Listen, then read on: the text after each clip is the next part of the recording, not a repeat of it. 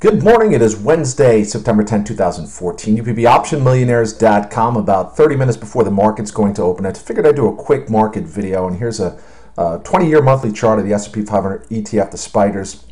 And you can see how we broke out. And you look back in November of last year when I brought up this beautiful channel the market was in spite of the pullbacks it's seen, the internet bubble and the financial crisis, has broken firmly above it. A lot of it has to do with the Abenomics low back in November 2012. This is the trend line. And you can see this little red candle is what we have going on. With the most recent pullback, we pulled back below the 199 level on the SPY. And I was talking about the $200 level as being key. It's been a battle if you look at the last really 10 trading sessions.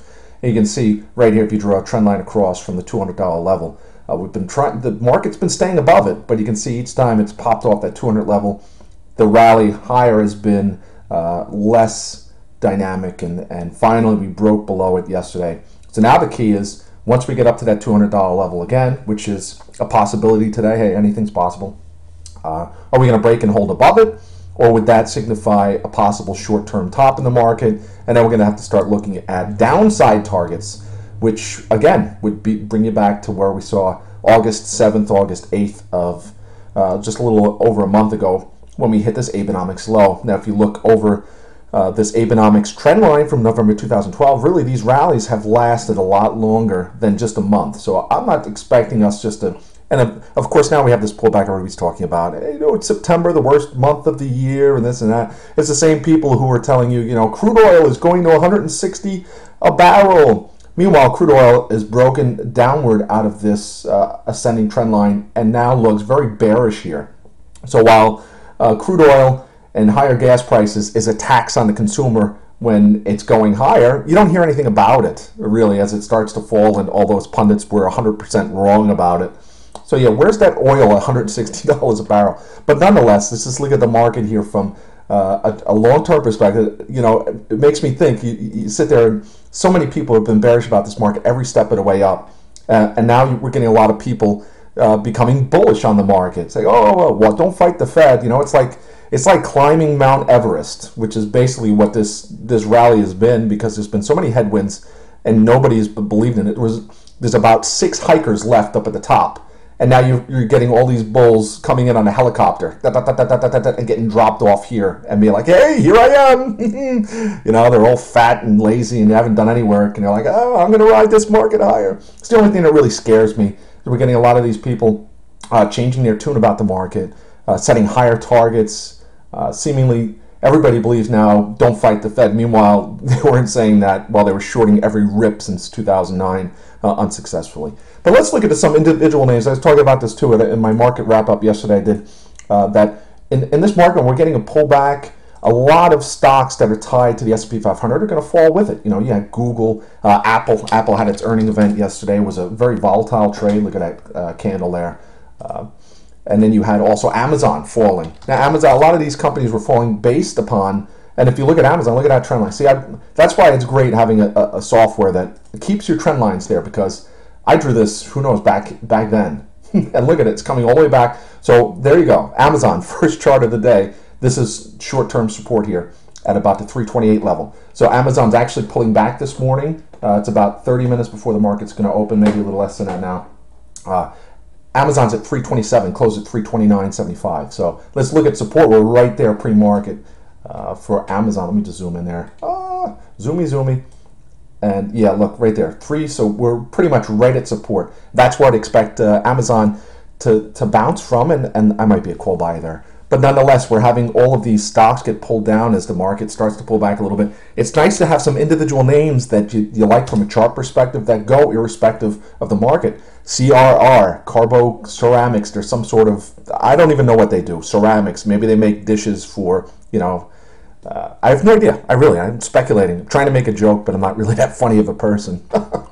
If you look, support was right there at just about the $100 level. We tried to get below it. Now we're working our way up. And again, I think we've had a dramatic decline from record levels for this stock, and I think the snapback to at least 110 could be pretty significant.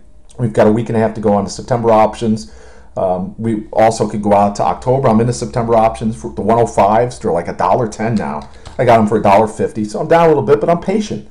I got patience. So we got Wednesday, Thursday, Friday, and then all of next week. Same with ESI, which is a piece of garbage stock. The price action is telling you that, and the fact that it's massively shorted means a lot of people still here at this level are holding their shorts. Meanwhile, it was a $120 stock a couple of years ago, meaning they think it's going to go to zero. They're holding it, they've held it for $60 to the downside. They could cover it here and move on, but they think it's going to zero, which it very well may. But with the massive short interest, and somebody was telling me, "Oh, call the company. When's earnings coming out?" I was like, "I don't even want earnings to come out. That might send the stock down another 40%. I'm looking for the bounce.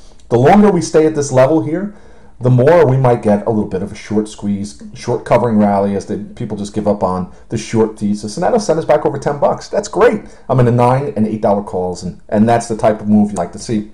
Priceline. I am, again, not the perfect trader. I got the calls on Monday. We had a nice little bounce, and then we've continued from the downside from record levels. You can see, we're starting to get pretty oversold here, and if you pull up from a longer term chart, I said in the chat room before I even bought my calls that I was looking at this 111.10 level as support, and it looks like we're getting there. Sometimes you like to do just the opposite of what you say. It's funny. More often than that, I'll just go with my gut. I'll do it. I'll do what I think is the right trade. And the one time I think it's going to continue lower, and yet I still tried to get in for a bounce. Anyway, you can look at support here at the 11.10 level. I was looking for a short-term bounce. We got it. And we're starting to get oversold. If you look, Priceline really hasn't been that oversold over the last 5 years. It's a 5-year weekly chart. It's only really 2 times over the last 5 years. Back here in the middle of 2010, and from that point it was at a $200 stock, went up 5-fold. And then also in the middle of 2012, when it hit channel support at about the 550 range, and went up another 150% from there. So, everybody calling for this collapse, somebody on Twitter, which is great. I love perspectives. Reply to me and say, "Hey, you're wrong. You have no clue about Priceline." Somebody wrote that it's just going to flush out to about the $800 level, which is quite possible, which is a great opinion. I love that. But to me, if you look at how oversold it is, we're getting towards the point where maybe Priceline's going to make the reversal and head back up to record levels. As crazy, wild as that sounds, Whole Foods really defying logic for me. I love this off support. We still got support at 37.50, which would absolutely suck for my 39 weekly calls, which are already down significantly. Yeah, when you have a day like yesterday and you're in call contracts and the market pulls back, yeah, it's a bad day in the option market, and that's why, or for anyone buying the calls, great day for the put buyers. And there's some people who took the opposite trade. But nonetheless, that's why you don't, when you're trading out of money stock options, you don't put a lot into them, because the risk reward, you get a big reward for the risk you take. So there's no reason to take excessive risk. Nonetheless, 37.50, hopefully, Whole Foods, that's my new investment philosophy for Whole Foods, hopefully. Hopefully, as we broke through short-term support. Right now, long-term support's 37.50. I already made the cardinal sin of buying a couple more calls. I usually just buy one position and just ride it out. That's already proven to be an awful strategy. And then if we get down to 37.50, I'll be going out. That'll be my trigger for November and January calls. For the move back over 40, it's ironic because BNNY was bought out, a health food maker by General Mills, I believe it was. So you think to yourself, coming into yesterday, you're like, wow, all right, there's a 50% premium on a health food, eat healthy kind of food company, and Whole Foods, which is all about, hey, the prices are pretty insane, but they're all about, organic and non-genetically modified ingredients and stuff like that. You would think we would have gotten the exact opposite, a 1% move to the upside. And to me, that epitomizes the marketplace. A lot of times in the market, it's why people don't last too long. A stock will do exactly the opposite of what general consensus thinks it will. And a lot of times I'm general consensus, which is unfortunate. But again, trading out of money stock options, you don't have to be right 95% of the time like all the other traders out there on Twitter, right? You just have to have some good trades, and you have to stick with what your gut is telling you. My gut's telling me we're going to get a nice bounce with Whole Foods. Same with Google, and Google pulled back in a big way yesterday before coming back to supports here at about 590. So the uptrend from the May low is still intact for Google, and we'll see if we get a reversal today. Finally, let's go to Twitter. Twitter was upgraded today. It had a nice almost 3% down day yesterday, but the trend again remains up, and I'd expect to see the stock over 60 before the end of the month. So overall, the market's kind of shaking everybody out. We get the bears out. It's a bearish month, everything's setting up for a big decline to lower prices. And we know how that's worked out over the last 5 years. But we'll see. There's no telling exactly what's going to happen day to day. The big talk here is that next week Federal Reserve is going to come out and maybe talk about raising interest rates a little sooner. And we're seeing the dollar-yen cross at a 6-year high this morning. That's an interest rate dependent. Let's see if we can get this JPY. There we go. Interest rate dependent currency, and you can look since Abenomics, the low was about 78, I believe, when Abe Shinzo said, "Hey, down here 75." That was at the start of 2012, and then in November, this is where Abenomics started right here. And look at the rally for the dollar-yen cross, which is a weakening of the yen, a strengthening of the U.S. dollar. And we're seeing also this year, a lot of people talking about the dollar.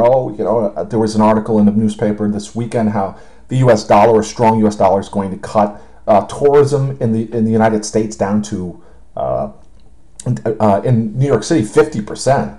Like, wow. But nonetheless, look at this. This is beautiful here.